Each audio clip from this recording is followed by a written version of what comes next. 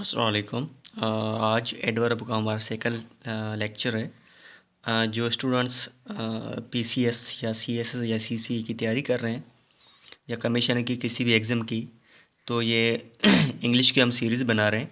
ठीक है, ये सजेस्टेड बुक है कमीशन का। तो आप हमारे क्लासेस या सीरीज़ ज्वाइन कर सकते हैं। एंड ऑनलाइन क्लास के लिए आप हमारे इस नंबर पे कांटेक्ट कर सकते हैं। ठीक है जी, तो चलते हैं आज के लेक्चर की तरफ। ठीक है, देखें हमने पहले क्या पढ़ा था। जो पास्ट पार्टिसिपल होते हैं ना, उसके साथ मच का यूज़ होता है। लेकिन कुछ ऐसे पास्ट पार्टिसिपल होते हैं जिसके साथ हम वेरी का यूज़ करते हैं। वो कौन से हैं भाई? देखें, ग्रीव्ड, पेन्ड, प्लीज्ड, डिलाइटेड, टायर्ड। ये वैसे तो हैं पार्टिसिपल, पास्ट पार्टिसिपल, लेकिन हम इसके साथ मच यूज़ नहीं करेंगे। इसके साथ क्या यूज़ करेंगे? वेरी। ये याद रखें। याद नहीं होता ना तो आप कोई ट्रिक बनाए या इस्तेमाल करें, याद रहिएगा। रट्टा ना लगाए, रट्टा। ठीक है जी। तो यहाँ पर एक्सरसाइज आती है, एक्सरसाइज को हम छोड़ते हैं। यहाँ पर इशू आ रहा है। इशू तो नहीं है, लेकिन इशू हमने मेरे पढ़ाया था उसके हिसाब से। देखिए, जो हैव हेज वाले हेल्पिंग वर्ब होते हैं ना, हैव वाले हेल्पिंग वर्ब, ठीक है जी, उसके साथ एंड ये आर्डिनरी वर्ब होते हैं जिसको हम कहते हैं मेन वर्ब, चाहे ठीक है, या कह सकते हैं एक्शन वर्ब। इनसे पहले क्या आता है? एडवर्ब। ठीक है, नहीं मैंने फ्रीक्वेंसी वर्ड आपको पढ़ाया था। ठीक है, तो याद रखें। यहाँ पर हेज़ आया ना, तो हेज़ से पहले आ चुका है। ठीक है, हेज़ के बाद नहीं लगाना, क्योंकि हैव हेज़ यहाँ पर उन्होंने मेंशन किया है। देखिए, जब to be verb, be verb आ जाए, जिसको एक्सिलरी वर्ब कौन से? बी वर्ब, मतलब बी वाला कौन से होते हैं? याद रखें, is am are was were, ये होते हैं be verb. Shall be will be ये मॉडल होते हैं। ठीक है, ये याद रखें। तो इन वर्ब के बाद आपको एडवर्ब का यूज़ करना है, एंड हैव हेज से पहले यूज़ करना है, ये याद रखें। देखें, पहला वाला सेंटेंस है he usually has a cup of tea. ठीक है, यहाँ पर हैज़ हेल्पिंग वर्ब तो रहा है। ठीक है, हेल्पिंग हम क्या क्या करते हैं? एडवर्ब हेल्पिंग वर्ब से बाद, उसके बाद यूज़ करते हैं। लेकिन वो तब करते हैं जब वो टू बी वर्ब आते हैं, या जिसको हम बी वर्ब कहते हैं, इससे हमारी आवाज़ वर्ब। यहाँ पर देखें, he is always late, she is rarely absent. ठीक है, ये याद रखें, ये ट्रिक याद रखें। उसके बाद यहाँ पर थर्ड में देखें, थर्ड में लिखा हुआ जब हेल्पिंग वर्ब आ जाए उसके बाद मेन वर्ब आ जाए। मेन वर्ब हो जो एक्शन वर्ब, तब आपको हेड वर्ब जो होते हैं ना, वो आपको मिडल में यूज़ करना है। ठीक है, जैसे यहाँ पर सेंटेंस है, ही हैज़ ऑफन फोन्ड मी। यहाँ पर देखे फोन्ड है ना, यहाँ पर ये एक्शन वर्ब है, रियल वर्ब है, मेन वर्ब है। हैज़ ये हेल्पिंग वर्ब है, जिसको हम एक्सिलरी वर्ब कहते हैं। उस दोनों के बीच में पड़ा लगाना है। ठीक है, ये आपको यूज़ करना है। यहाँ पर देखें, the boy has finally finished. Finished यहाँ पर एड वर्ब है, main verb. Has helping verb है, तो फाइनली मैंने इन दोनों के बीच में लगा। ये अब याद रखे ट्रिक। तो हम पहले रिकरेक्शन करते हैं सेंटेंस की, आपको समझ में आ जाएगा। पहले हम, जब आपको लेक्चर समझ में आया तो ठीक है। ही स्पीक्स ट्रुथ ऑलवेज, ये सेंटेंस गलत है, क्योंकि ऑलवेज यहाँ पर पोजिशन ऑलवेज की नहीं है। तो ये सब्जेक्ट के साथ लगेगा एंड मेन वर्ब से पहले लगेगा। तो करेक्ट क्या होगा? ही ऑलवेज स्पीक्स ट्रुथ। यहाँ पर देखें, he makes mistake seldom, he seldom makes mistake. यहाँ पर यूज़ देखें, ये यूज़ अच्छा है। ठीक है, थर्ड वाला देखें, ही ऑलवेज इज़ हैप्पी। यहाँ पर देखें, बी वर्ब आ चुके हैं, तो बी वर्ब से बी वर्ब के बाद हम यूज़ करते हैं। ठीक है, लेकिन हैव हैज से पहले यूज़ करते हैं। तो यहाँ पर करेक्ट क्या होगा? He is always happy. ये देखें, देखिए हमने पहले एक रूल पढ़ा था, डबल, एक सेंटेंस में डबल नेगेटिव नहीं होता है। ठीक है जी, डबल नेगेटिव आपको करना ही नहीं है। तो आपको जब पहला सेंटेंस है उसमें नेगेटिव आ चुका है, ठीक है, पहले सेंटेंस में, तो नेक्स्ट वाला सेंटेंस होगा ना, उसमें आपको जस्ट यूज़ एनी का करना है। याद रखें, टू नेगेटिव्स होते नहीं है, ये गलत है। जब पहले में आपने नॉट लगा लिया तो नेक्स्ट जो दूसरी क्लास या सेंटेंस है, तो उसमें आपको एनी का यूज़ करना है। यहाँ पर देखें, I could not find him now here.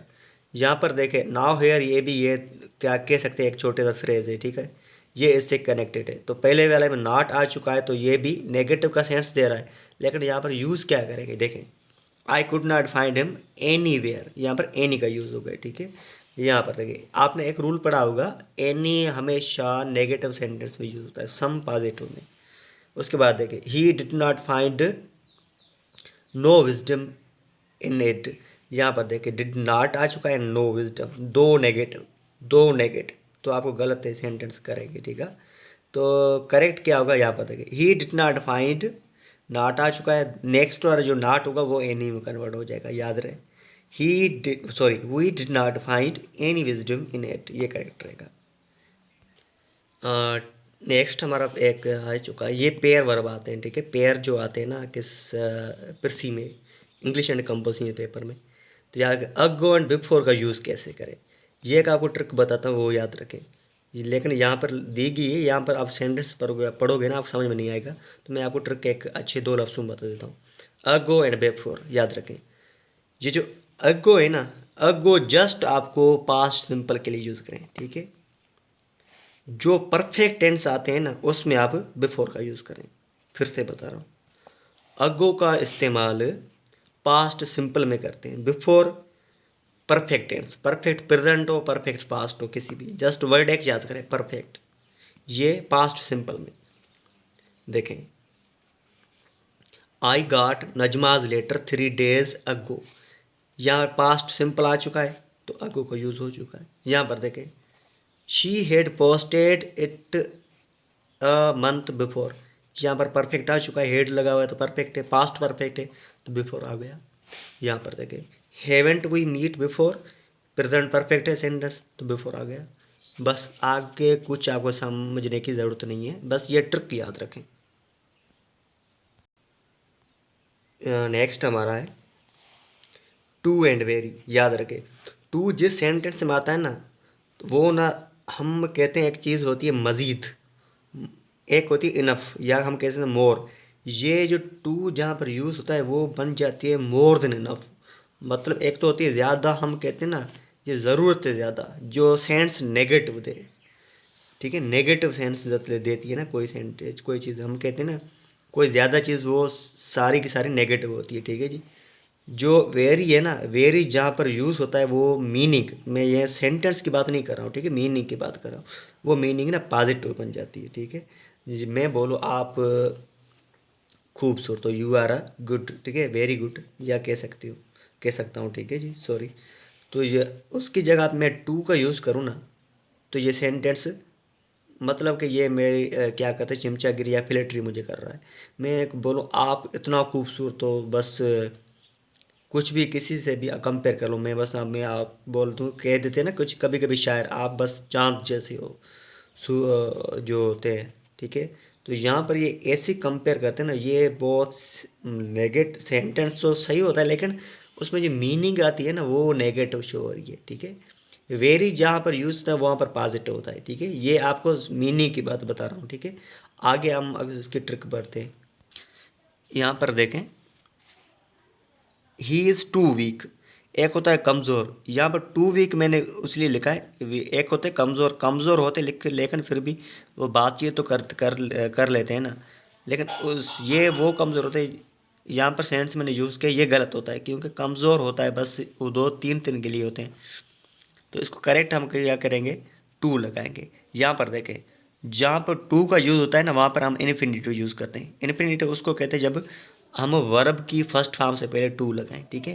हाँ देखें, ही इज़ टू वीक, ये सेंटेंस गलत है क्योंकि मीनिंग गलत दे रहा है, इतना कमज़ोर हो ही नहीं सकता कोई चीज़। तो करेक्ट क्या होगा, he is too weak to walk. Too यहाँ पर ये टू टी डबल ओ है, ये यहाँ पर नेगेटिव वाला है, तो मैंने यहाँ पर क्या लिखा है, ये कमज़ोरी एक मैंने बताई, यहाँ पर ये कमज़ोर किस जगह से है, चलने में। He is too weak to walk, ठीक है। यहाँ पर देखिए, ही इज़ टू ग्लाड, एक होती है ना खुशी से, एक होता है खुश, हम चलो किसी आपके भाई की शादी, आप खुश होते हैं, या हम कंपेयर करते हैं आपकी शादी है तो आप उससे ज़्यादा खुश होंगे, लेकिन खुशी तो वही है, कॉमन है, लेकिन यहाँ पर टू का यूज़ गलत है, ठीक है। तो यहाँ पर करेक्ट क्या करेंगे, ही इज़ वेरी ग्लैड, क्योंकि यहाँ पर ये सेंस दे रहा है खुशी, ये खुशी नहीं है ये, ठीक है, ये एक सेंस हम देते हैं किसी को फ्लैटरी करने के लिए, ठीक है। एंड फिर से मैं बता रहा हूँ, जहाँ पर टू का यूज़ होता है ना, तो आपको टू को रिमूव नहीं करना है, ठीक है। रिमूव टू वो रूल्स हम अलग पढ़ेंगे, लेकिन टू के बाद जो सेंटेंस को आगे बढ़ाना है, आपको टू लगा के फिर वर्ब की फर्स्ट फॉर्म यूज़ करनी है, ये भी याद रखें। टू के बाद आपको वर्ब की सेकंड फॉर्म या थर्ड फॉर्म, इंग फॉर्म नहीं लगा सकते। टू के बाद ना हम वर्ब की जो फॉर्म लगाते हैं ना वो फर्स्ट होती है, जिसको हम कहते हैं इन्फिनेटिव। ठीक है जी, आज के लिए इतना काफ़ी है। Thank you.